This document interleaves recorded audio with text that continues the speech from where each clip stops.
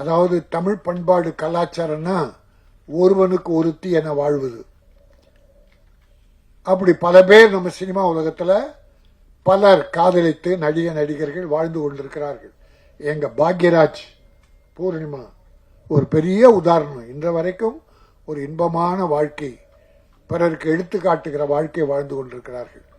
ஆனா இப்ப சில காலமா இதை எதுக்கு சொல்றேன்னா, தமிழக இளைஞர்கள் இதை ஃபாலோ பண்ணிடக்கூடாது.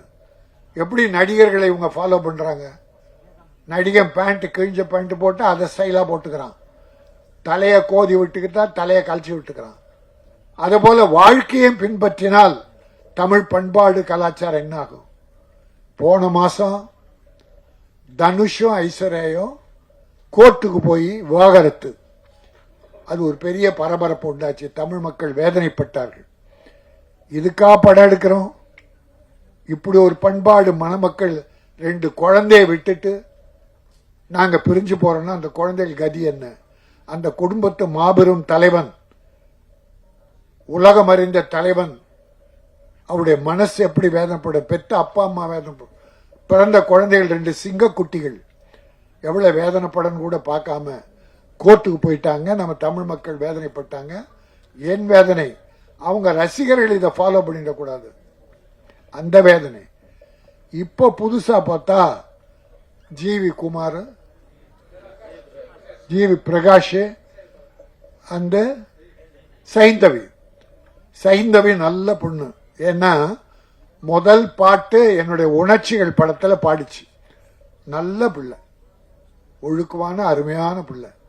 அது ஏதோ லவ் பண்ணி மேரேஜ், லவ் பண்ணும்போது மனதை முழுமையா புரிந்துகிட்டு தான் லவ் பண்றீங்க. கல்யாணம் ஆன பிறகு ஏன் கசப்புணர்ச்சி வருது? இருக்கிறத விட்டு கொடுத்து வாழ்ந்தவன் கெட்டு போவதில்லை.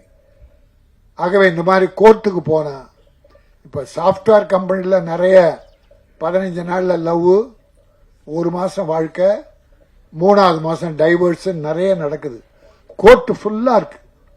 அந்த பண்பாடு சினிமாக்காரெல்லாம் வளர்ந்த கூடாதுன்ற வேதனையில தான் இதை நான் சொன்னேன். கைகூப்பி வணங்குறேன். கணவன் மனைவியாக தொடர்ந்து வாழுங்கள், இன்ப வாழ்க்கை வாழுங்கள், நல்ல குழந்தைகளை பெற்றெடுத்து இந்த நாட்டுக்கு தந்து செழிப்போடு வாழுங்கள் என சொல்லி, இந்த கன்னி தமிழ் பண்பாடு கலாச்சாரம் சித்தா எல்லாமே தமிழ் சம்பந்தப்பட்ட, தமிழ் உணர்வுகள், தமிழர்கள் உள்ளம் சம்பந்தப்பட்ட படம் நிச்சயம் ஒவ்வொரு தமிழனின் உள்ளத்திலும் நிலைக்கும். இந்த சித்த வைத்தியம் மிக பெருகும். ஆக இயக்குனருக்கும் தயாரிப்பாளருக்கும் இசையமைப்பாளருக்கும் எடிட்டர் மற்ற நடிகர்கள் அதில் உழைத்த அத்தனை தொழிலாளிகளுக்கும் என்னுடைய வாழ்த்துக்களை தெரிவித்து, வெல்க கன்னிப்பெண், கன்னிப்படம் வாழ்க.